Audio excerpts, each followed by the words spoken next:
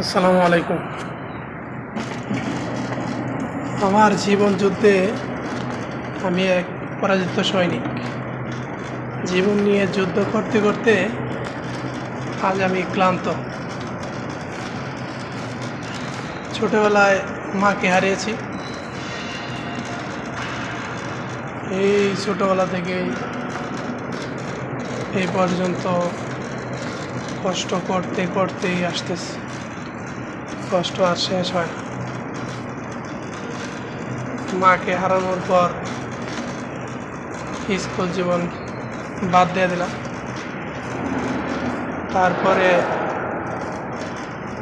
দোকানে এইভাবে কতভাবে কষ্ট করে করে চললাম। আজ এই পর্যন্ত আসার পরেও কষ্ট আর শেষ হইতেছে না।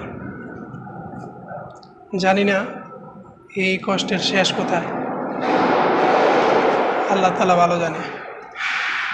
একবার এক দেশে গেছিলাম,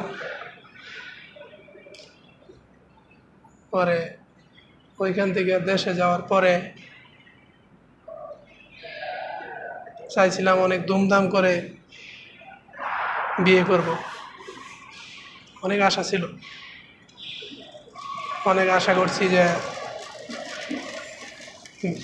নিজে বিয়ে করব অনেক ধুমধাম করে। অথচ যখন বিয়ে করলাম তখন আমার কাছে কোনো টাকা পয়সাই নেই, কোনো টাকা পয়সা নাই, ব্যাংক ব্যালেন্স কিচ্ছু নাই। আমি তখন জিরো। অথচ যখন বিদেশে ইনকাম করতাম তখন 50, 60, 70 লাখ পর্যন্ত ইনকাম করতাম। তো যাই হোক, বিয়েটা করলাম। বিয়ে করার পরে সন্তান হলো, 2টা সন্তান হয়েছে, আল্লাহ দিছে। তারপর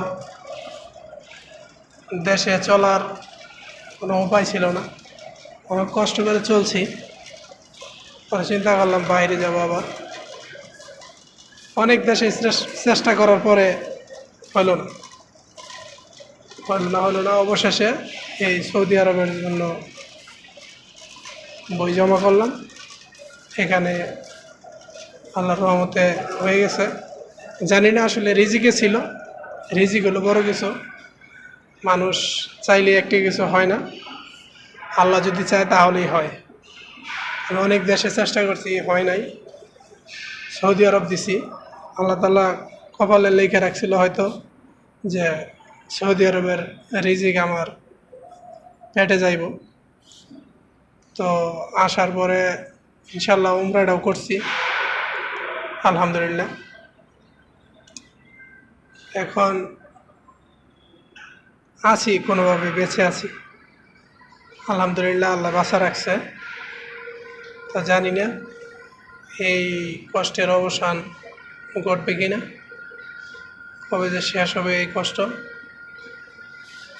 তো যাই হোক, আপনারা সবাই আমার জন্য দোয়া করবেন। আর একটা কথা, এই বয়সে আইসা আবার নিজের বাবাকেও হারাইছি। এখন মা বাবা কেউ নাই।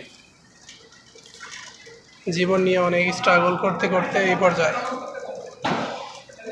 তো সবাই আমার জন্য দোয়া করবেন,